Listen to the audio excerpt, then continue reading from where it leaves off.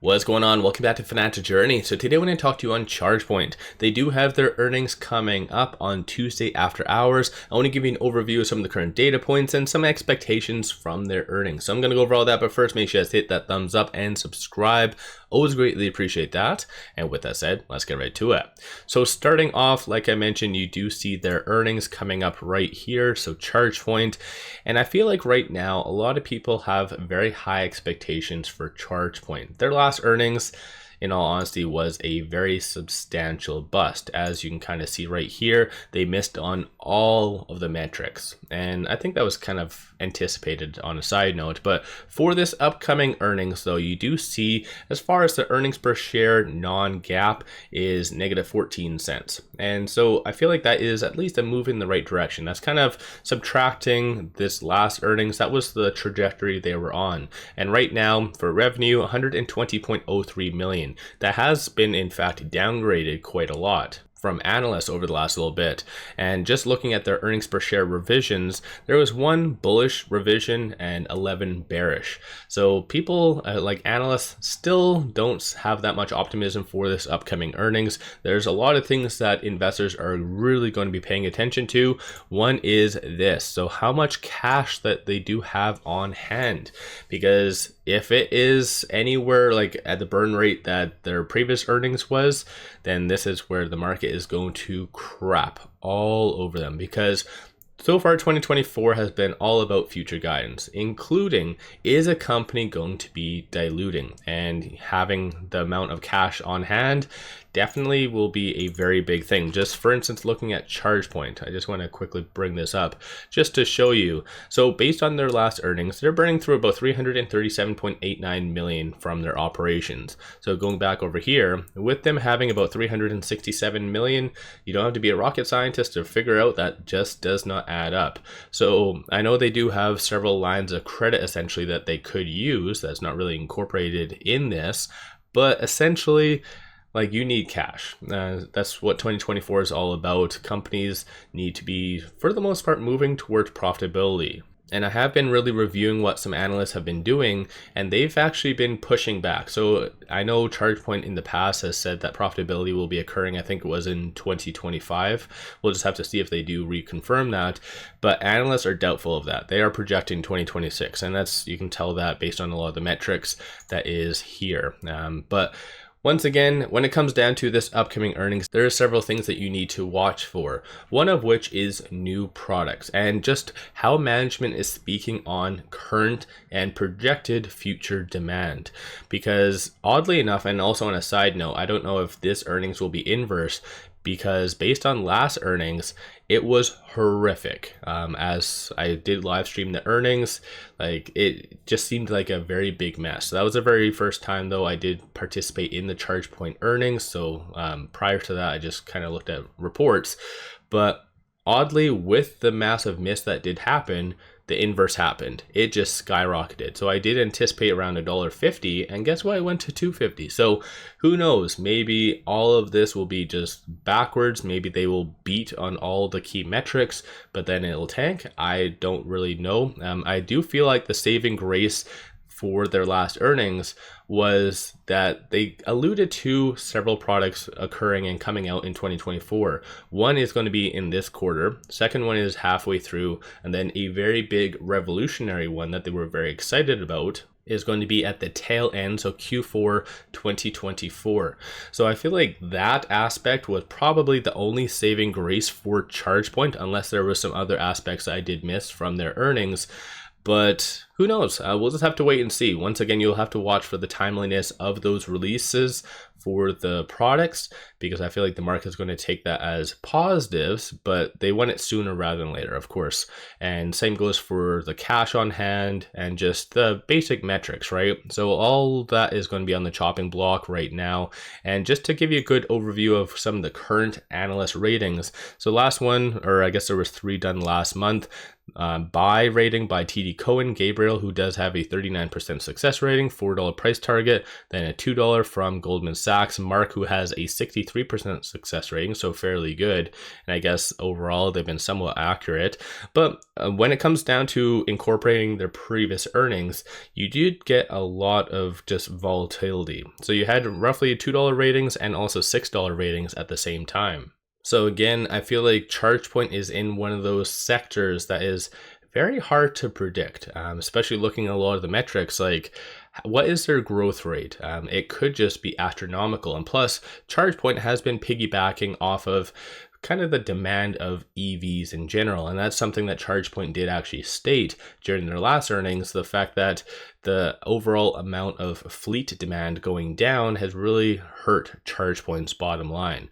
So I have seen a lot of data coming out to really validate that EV demand sales globally have been going up. I think it was, as of January, 44% on a global scale, 40% in fact year over year in the States. So I don't feel like ChargePoint this earnings will have that same excuse, or at least valid excuse, to say that there isn't demand, because there definitely is demand for EVs. And despite the downward price in a lot of stocks, such as Lucid, Rivian, even Tesla, in fact, does not coincide with sales. So in reality, I feel like this upcoming earnings might be somewhat optimistic. They did do that big reorganization, so that really could hurt their earnings per share. So in reality, going back over here for a second, their metrics could be slightly missed. Revenue will be one key one that I want to watch for, but still, there's a lot of different things that could cause ChargePoint to go up, down, sideways. Just overall, I feel like right now, with the broader market really wanting to propel a lot of stocks higher, such as ChargePoint, because the fear and greed index right now is at 77, very high stuff. So even if ChargePoint potentially does miss and prompts a sell-off, that might actually be enough, or the market might be in a scenario where it buys the dip. So that again could really stand to help ChargePoint. So it might be in a win-win scenario potentially. We'll just have to wait and see. Of course, shorts have been starting to increase quite significantly in ChargePoint. So if they do show some signs of weakness and fail to give good future guidance, shorts no doubtably are going to jump all over ChargePoint. So on Friday, shorts did increase 235,000 shares. 24.76% of the free float is being shorted, and that works out to be 94.78 million shares overall being shorted. And cost to borrow average is 6.77%. And as well, I guess I should bring up one thing that you'll really want to watch for in this upcoming earnings is this: how many shares do they have outstanding? Because of course, the shares outstanding will definitely affect a lot of other metrics, including short interest. So you'll want to watch to see if they have been diluting recently. So that's something to consider, right? Because there's different ways to kind of get money coming in. You can either issue shares, which they do have a outstanding S3, so they have the ability to technically dilute, but they could also just use like that syndicate of banks that's been really hitting up the EV market, so their line of credit, and that would really affect their balance sheet. So companies have different avenues to collect money. I don't obviously need to tell you guys that, but overall, you'll really want to watch that metric as well, the current outstanding share count. But moving on, some data points right now, looking at options, $232,000 in calls being purchased on Friday versus 470 in puts. Sentiment wise, 77% of all the options being done on Friday were optimistic. So overall, I see that is crazy good, because if you take this information, compare it to almost 2 weeks ago, night and day difference.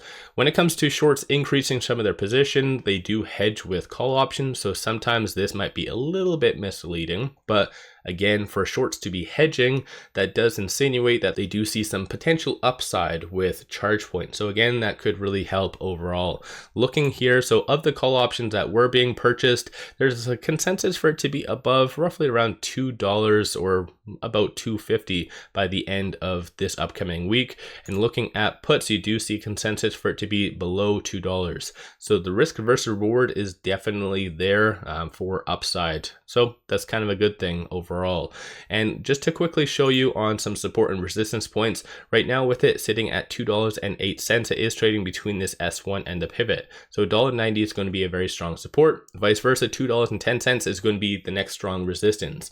And it kind of did break above that on Friday, so you can see that it does have some good momentum to potentially trend higher. So just take a mental image or note, I guess, of a lot of the strong support and resistance points going into their earnings, because if it does either skyrocket or sell off, then it should follow or bounce off of one of these several support or resistance points.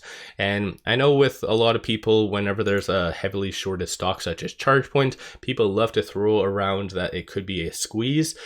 Like, given the metrics right now, so utilization is 93.72, cost to borrow average is fairly low. Like, if ChargePoint does come out with a very good surprise, yeah, I could see some shorts closing out the positions and probably for the short interest to go back to what it once was, maybe around the low 20s, but nothing substantial. So as I don't want to burst your guys' bubble, I don't see ChargePoint being a squeeze play. But then again, I'm not a financial advisor, so I could be very much wrong about that. Especially, like I mentioned, last earnings, I did anticipate a sell-off, and it just did the complete opposite. So who knows? But moving on though, looking on the actual technicals. So just to quickly go here. So it is right now flirting with a lot of different actually resistance and support points.